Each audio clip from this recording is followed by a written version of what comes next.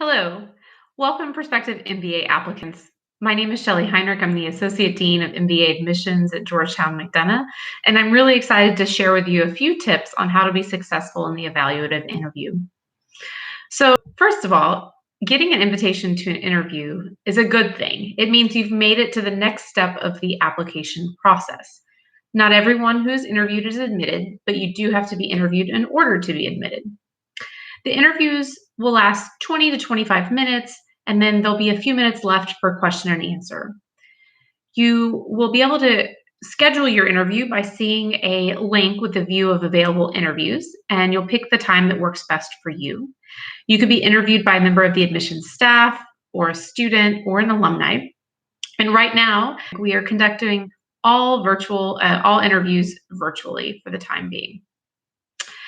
So when you prepare for the interview, you first want to then stage your virtual background. So as you can see, I'm sitting with a kind of a plain background, somewhat professional with diplomas. You could have a bookshelf, a blank wall in the background.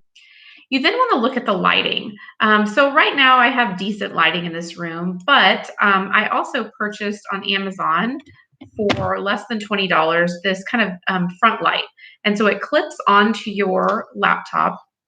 And in case you are in a darkly lit room, you can change the lighting a bit to make it a little brighter.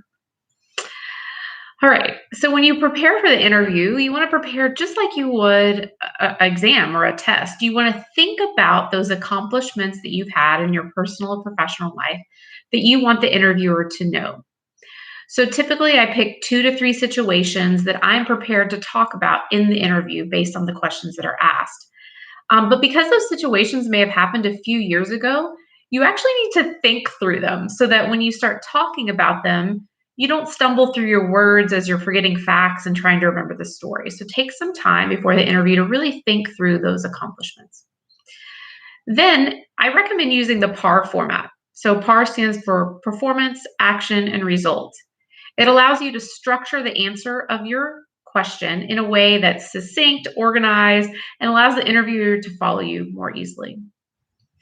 And then closing out the interview, you want to be prepared both with question and answers or with questions for the interviewer, but also with a strong, closing handshake, as I say, or a closing sentence or statement.